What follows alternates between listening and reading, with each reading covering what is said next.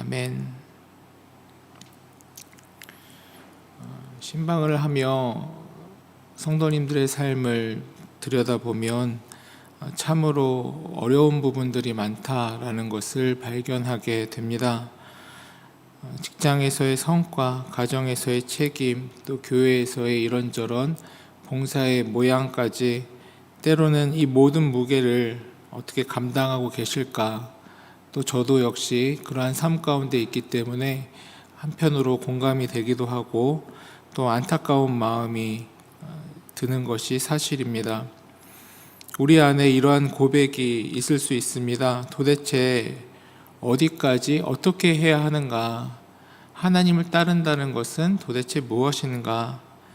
우리가 얼마나 더 우리를 희생하며 나아가야 하나님을 기쁘시게 할 수 있을까?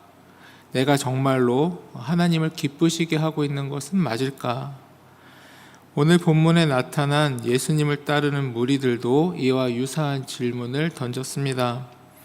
이 무리에게는 특별한 열심이 있었고 신앙적 경험이나 하나님께서 주시는 응답, 열매를 갈망하였던 사람들이었습니다. 오늘 예수님께서는 이러한 사람들을 향해 하나님의 일을 한다는 것은 무엇인가? 하나님의 일은 어떻게 할 수 있는가에 대하여 답변해 주고 계십니다. 22절부터 24절까지입니다. 이튿날 바다 건너편에 서 있던 무리가 배 한 척 외에 다른 배가 거기 없는 것과 또 어제 예수께서 제자들과 함께 그 배에 오르지 아니하시고 제자들만 가는 것을 보았더니 그러나 디베랴에서 배들이 주께서 축사하신 후 여럿이 떡 먹던 그곳에 가까이 왔더라. 무리가 거기에 예수도 안 계시고 제자들도 없음을 보고 곧 배들을 타고 예수를 찾으러 가버나움으로 가서, 요즘은 이러한 것들이 뉴스거리가 아니겠지만 예전에는 유명 연예인을 따라다니는 여학생들 또 남학생들, 이 사회적 문제라고 이 9시 뉴스에 나오기까지도 했었습니다. 꼭 이와 같은 모양으로 예수님을 따르던 극성 무리들은 예수님을 찾기 위해 바다 건너편까지 배를 타고 예수님을 쫓아다니는 장면이 나옵니다. 갈릴리 호수는 험해서 호수였지만 이들 사이엔 바다라고 부르기도 하였고 그곳을 오가는 배들이 작고 위험했기 때문에 이 무리가 예수님을 보기 위해서 이러한 행동을 하는 것은 굉장히 특이한 현상입니다. 당시 같으면 뉴스에 나올 법한 이야기이기도 했습니다. 겉으로 보기에 이들의 열정, 이들의 열심은 참 신앙의 모범처럼, 또 우리 주변에 있었다면 저 사람 열심히 신앙생활 한다, 이럴 법한 모양이기도 합니다. 예수님께서는 이들의 열심 속에서 이들의 본심이 무엇이었는가, 속마음은 무엇인가를 정확히 짚어내십니다. 26절입니다. 예수께서 대답하여 이르시되 내가 진실로 진실로 너희에게 이르노니 너희가 나를 찾는 것은 표적을 본 까닭이 아니요 떡을 먹고 배부른 까닭이로다. 여기서 표적과 떡의 차이를 이해하는 것이 중요합니다. 예를 들어 설명드려 보겠습니다. 이제 구정이 되면 고향으로 내려가시는 분들이 계실 것입니다. 목적지로 가기 위해서는 이 고속도로를 달릴 때 목적지를 가리키고 있는 이정표를 보게 됩니다. 그 이정표에 고향의 이름이 적혀 있다고 하여서 그 이정표가 고향이 되는 것은 아니죠. 이정표는 목적지로 가는 방향을 가리키는 손가락에 불과합니다. 그런데 이 성경이 말하는 어리석은 사람들은 마치 이정표 밑에 돗자리를 펴고 여기 고향의 이름이 적혀 있으니 고향이라고 치자, 나는 여기도 꽤나 괜찮다라고 말하면서 그 세기등을 붙들고 앉아버린 사람들과 같습니다. 앞선 오병이어의 떡은 바로 예수님을 가리키고 예수님이 구원자이심을 알려주는 이정표에 불과한 것인데 그 떡의 자리가 좋다라고 하며 떡을 붙들고 앉아있는 사람들의 모양이 꼭 이와 같은 것입니다. 이에 대해서 예수님께서 이렇게 말씀하십니다. 27절입니다. 썩을 양식을 위하여 일하지 말고 영생하도록 있는 양식을 위하여 하라. 이 양식은 인자가 너희에게 주리니 인자는 아버지 하나님께서 인치신 자니라. 여기서 우리가 오해하지 말아야 할 것은 주님께서 우리가 땀 흘려 일하는 생업 자체를 썩어질 일이다 라고 폄하하고 있는 것이 아니다 라는 점입니다. 우리의 직장은 하나님께서 우리에게 소명의 자리로 불러주신 자리이며 성실한 노동은 하나님께 드리는 예배입니다. 주님이 경계하시는 것은 삶의 자리에서 그 성실함, 하나님께서 맡겨주신 소명의 일에 최선을 다하는 것, 그것 자체가 아니라 노동의 대가인 돈과 성취가 내 영혼을 구원해 줄 수 있다. 나는 여기서 안전을 찾을 수 있다라고 믿는 잘못된 의탁입니다. 우리가 열심히 일해서 얻는 급여와 성과는 우리의 육신을 입히고 또 우리의 가족을 살리는 귀한 수단이 되지만 이것이 결코 우리의 영혼을 구원해 주거나 우리의 영원한 평안, 즉 안전, 하나님께서 주시는 행복을 보장해 주는 것은 아님을 기억해야 된다라는 점입니다. 이에 무리들이 묻습니다. 28절에서 우리가 어떻게 하여야 하나님의 일을 하오리이까? 예수님께서 이렇게 이야기하시는데 우리 딸의 열심이라고 했었던 여러 일들을 했는데 주님께서 그것이 하나님의 일이 아니라고 하니 우리는 어떻게 하여야 합니까? 아직도 이들은 예수님의 답변과 또 자신들의 본질을 이야기하고 계신 것에 대하여 다 이해를 하지 못했던 것입니다.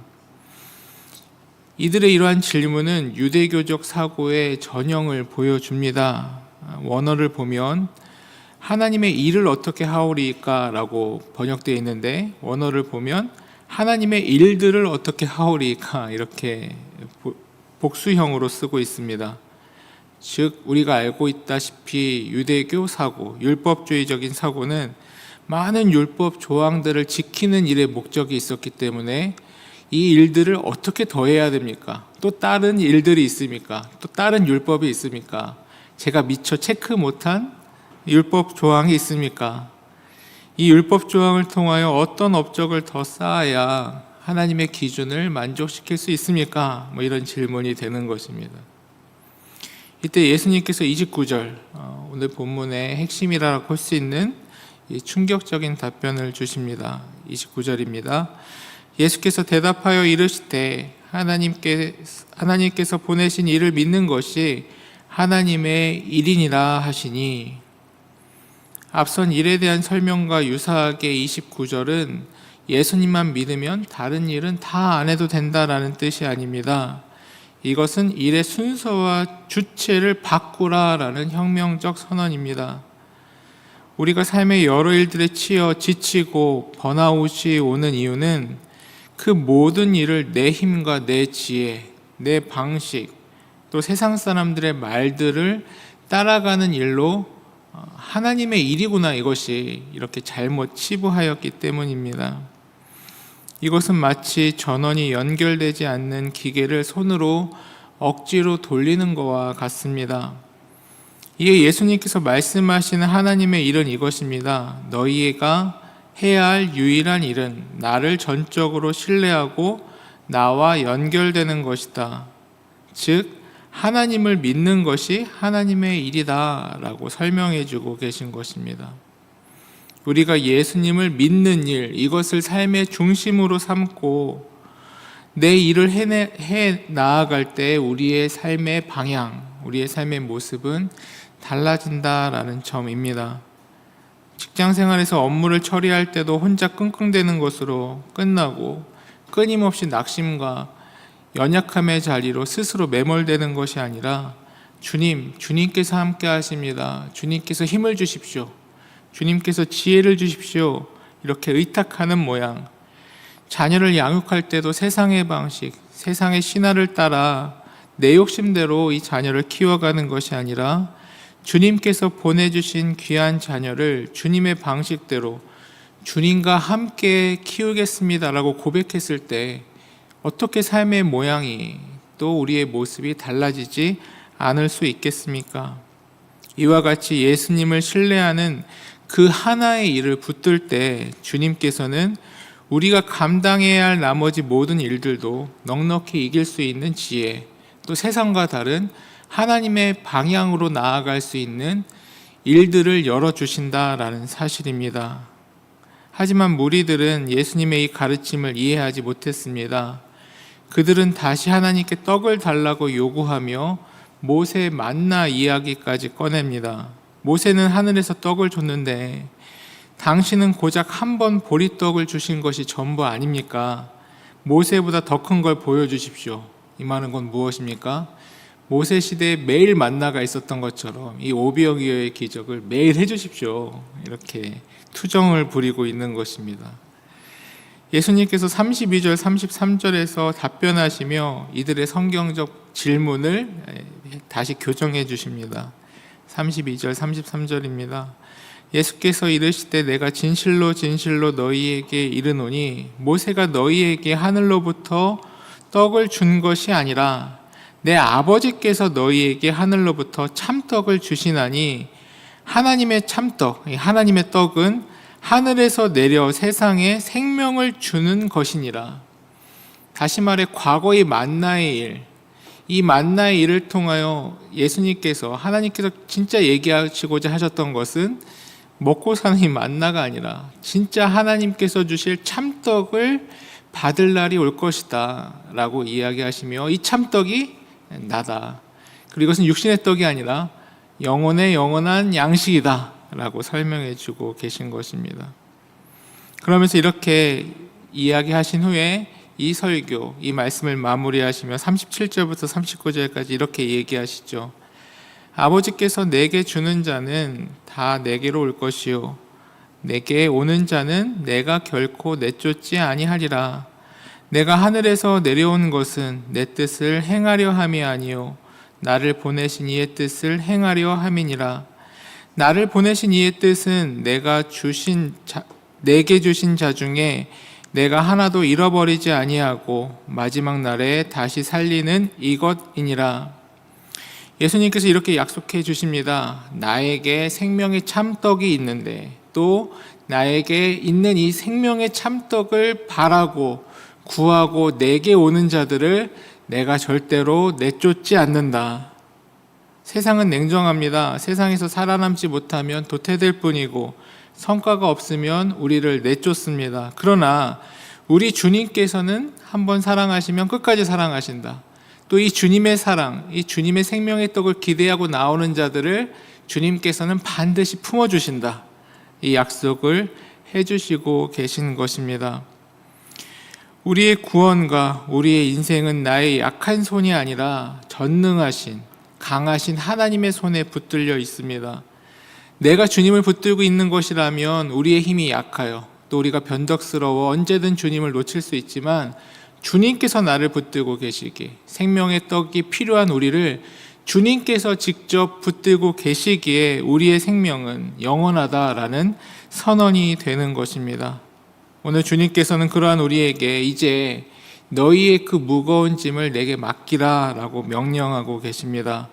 수만 가지 일들에 대하여 모두 내 힘으로 내 방식으로 완벽하게 그 하나도 문제되는 것이 없게 해내려 애쓰기보다 하나님께서 주신 예수 그리스도를 신뢰하는 이 단 한 가지의 일에 우리가 먼저 집중하고 또 이 일에 매진해야 될 이유가 바로 여기에 있는 것입니다.